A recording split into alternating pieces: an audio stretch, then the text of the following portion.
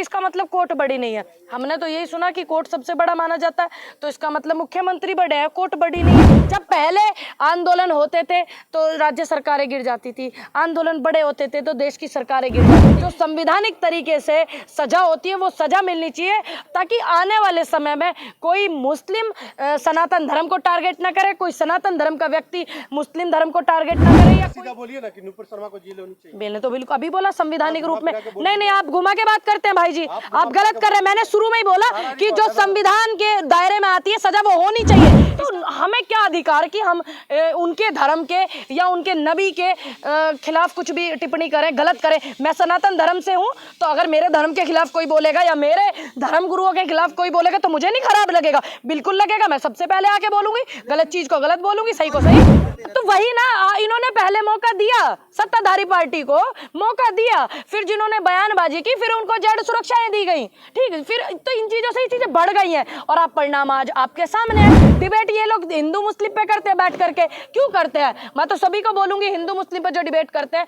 क्या आपको बेरोजगारी पे डिबेट की इन्होंने? कितनी बार डिबेट की इनकी तरफ से? क्या इन्होंने किसान आंदोलन पे डिबेट की? एक हाथरस कांड इतना बड़ा हुआ था हमारे उत्तर प्रदेश में, पूरे दिखाने के लिए, पूरे देश के लिए आईना था वो, क्या उस पर डिबेट की थी इन्होंने? बताइए आप की उस पे? उन्नाव वाली बेटी को मार दिया गया था, मनीषा वाल्मीकि पे डिबेट की इन्होंने? नहीं की। तो क्या हमारे देश में यही डिबेट रह गई?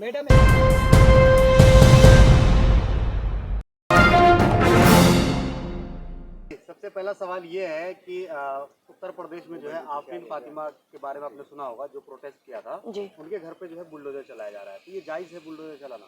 देखो, थोड़ा तेज बोलिएगा। देखिए, जो मैं मानती हूँ संविधान को, जो संविधान के अंतर्गत सारी चीज़ें आती हैं, अगर आप वो कर रहे हैं तो वो बेहतर है। अगर किसी ने कोई गलत किया है, चाहे वो फातिमा है, चाहे वो पूनम है, चाहे वो रेशमा है, चाहे वो रश्मि है, अगर गलत किया है, संविधान के अकॉर्डिंग जो सज़ा मिलनी चाहिए वो मिलनी चाहिए, चाहे कोई भी व्यक्ति है।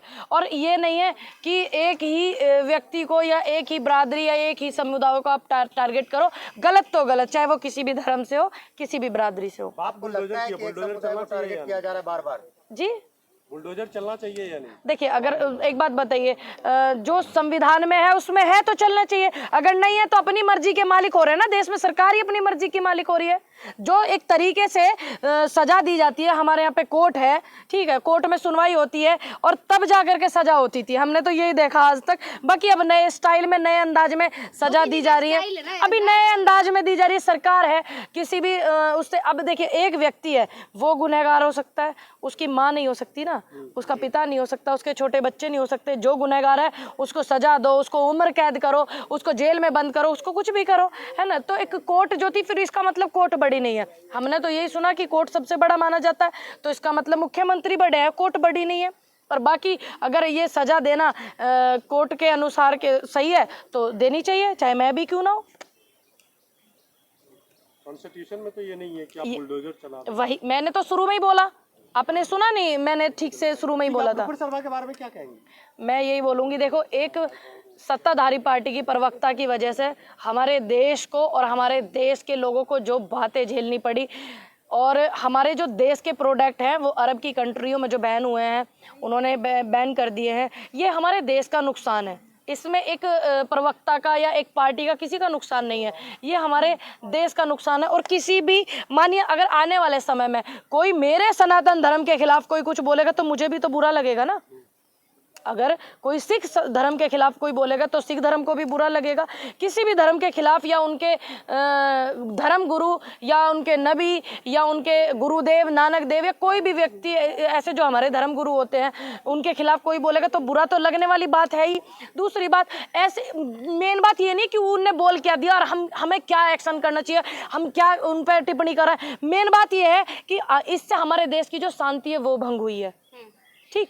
और दूसरी बात, ये शांति भंग ना हो उसके लिए हमें क्या करना चाहिए, हमारी सरकार को क्या करना चाहिए। अभी सरकार ही तो कर सकती है सब कुछ, मैं मुख्यमंत्री नहीं हूँ, जो मैं कुछ करूंगी, तो सरकार को इस पे कड़ी कार्रवाई करनी चाहिए। देखिए सुनिए, सुन लीजिए, अभी जब विपक्ष जो कितना भी जोर लगा लेगा, उसके बावजूद भी ये लोग नहीं मानते, बेशर्माई की हदें पार करते हैं, तो उस पे आप क्या कहोगे? जब पहले आंदोलन होते थे तो राज्य सरकारें गिर जाती थी, आंदोलन बड़े होते थे तो देश की सरकारें गिर जाती थी, लेकिन अब मुद्दा सोचने वाला मुद्दा क्या है? मुद्दा ये है कि अब इसका जो समस्या का जो समाधान है वो कैसे हो, जो संवैधानिक तरीके से सजा होती है वो सजा मिलनी चाहिए, ताकि आने वाले समय में कोई मुस्लिम सनातन धर्म को टारगेट ना करे, कोई सनातन धर्म का व्यक्ति मुस्लिम धर्म को टारगेट ना करे, या कोई ईसाई धर्म को टारगेट ना करे, या वो लोग हमें टारगेट ना करे, कोई भी किसी भी धर्म के खिलाफ टिप्पणी ना करे। ये बहुत जरूरी है। अभी मेन मुद्दा क्या है? मेन मुद्दा तो ये है ना कि संवैधानिक तरीके से सजा जरूर मिलनी चाहिए। लेकिन प्रदर्शन करने का भी तरीका होता है ना, कि हिंसा तो नहीं करनी चाहिए। मैंने कब कहा कि आप हिंसा करो?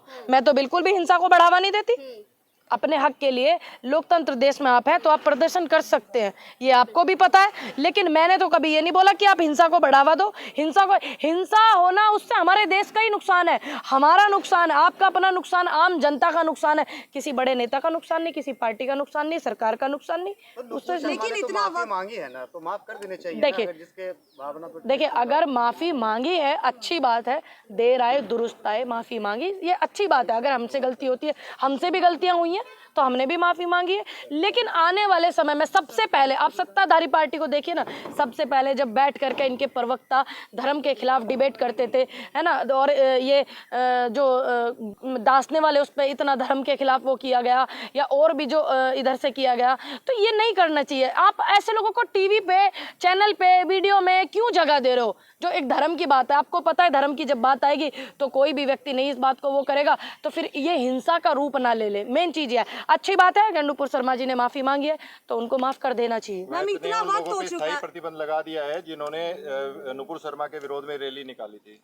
देखिए, अभी एक महिला ने गलती की, माफी मांग ली, ठीक, लेकिन बहुत सारे लोग मैं देख रही हूँ उसमें जो है सपोर्ट भी कर रहे हैं गलत बात को। रतनलाल एक ट्वीट कर दे तो जेल चला। हाँ, वही देखिए, वही मैं बोलने वाली हूँ, लेकिन माफी मांग ली ये अच्छी बात है, लेकिन एक ये ट्वीट भी मैंने रीट्वीट भी किया हुआ है, एक व्यक्ति है रतनलाल जिनकी आप बात कर रहे हैं, वो उसमें उस बात में रतनलाल जी वाली में और नुपुर शर्मा वाली में मुझे कोई खास फर्क नजर नहीं आया। फर्क है, बहुत फर्क है। कितना फर्क है? बहुत फर्क है मैडम। जैसे दोनों उठा के देख लीजिए। अरे मुझे आप बता दीजिए, हो सकता है कि मैंने जो ट्वीट किया था जातिवाद पे किया था। हाँ, इसने धर्म को टारगेट किया। सुन लीजिए, अब वही आप मेरी बात सुनिए, धर्म एक पूरे उसका हो गया ना, तो ये जातवाद पे क्या, जातवाद पे आप जेल करा सकते हैं, लेकिन धर्मवाद पे क्यों नहीं? लेकिन ये इसलिए मुझे फर्क नजर नहीं आया, क्योंकि जब आप जातवाद पे करा सकते हो तो आप इतना फर्क क्यों करो? आप उस बात पे भी उनको जो संविधान में सजा दी गई है तो करवाना चाहिए सजा। ये कहा था अगर ये शिवलिंग है, अगर है, प्रमाण नहीं था कि है या नहीं है, तब उसको मिला है, और कहा नहीं था, लिखा था, उन्होंने रीट्वीट किया। हाँ, वही तो मैं बोल रही, तो फिर यहाँ फर्क क्यों?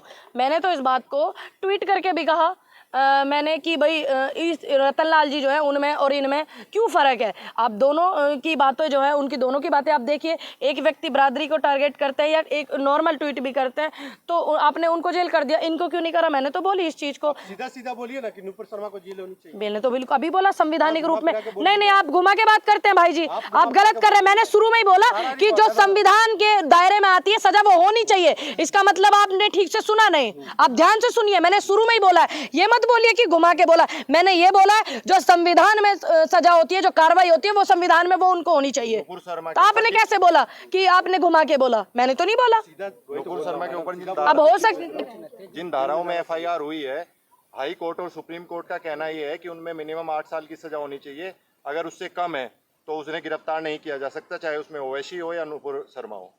देखिए, अब ये तो नई बात है, एक तो सॉरी बोल दो, एक माफी मांग लो, एक सपोर्ट कर दो, एक ये नई बात। एक तरफ तुम उन्हें वो देने प्रोटेक्शन करने लग जाओ, एक तरफ तुम उनको पार्टी से निकाल दो।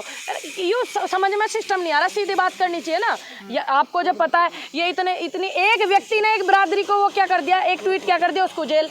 एक व्यक्ति ने किसी के लिए 2 शब्द बोल दिया, उसको जेल, है ना। तो यही बहुत सारी चीज़ है। अभी क्या करें, मैं अगर पार्टी में हूँ तो मैं भी तो सही बात को कहूंगी ना। और मैं जब सत्ताधारी पार्टी में नहीं हूँ, मेरी सरकार नहीं है, तो मैं क्या बोलूँ। मैं सिर्फ अपील कर सकती हूँ देश के प्रधानमंत्री से, मैं अपील कर सकती हूँ गृह मंत्री से कि देश में शांति बहुत जरूरी है। तो इसलिए जो आहत हुए हैं, जिनका मन दुखी हुआ है, उस सॉरी मांगने से काम नहीं चल रहा। तो आप संवैधानिक तरीके से जो कार्रवाई है वो कर दीजिए भाई। गलत तो गलत है ना। अरब कंट्रीज भी इस पूरे मामले में आ चुका है और पूरी तरीके से प्रदर्शन हो रहा है। हाँ, मैंने वीडियो देखा है। प्रधानमंत्री और अमित शाह भी अभी तक अपनी चुप्पी नहीं तोड़ पाए हैं, और इस पर अब कब बोलेंगे? मैं तो वही बोल रही हूँ, मैंने तो प्रधानमंत्री से अपील की है ना अभी, अपने देश के पहले प्रधान से अपील कर रहे हैं, गृह मंत्री जी से भी कर रहे हैं। मैं एक वीडियो देख रही थी, टर्की में जो हमारे भारत दूतावास है वहाँ पर कुछ लोग इकट्ठा होकर के वो कर रहे हैं इसी उसमें प्रोटेस्ट।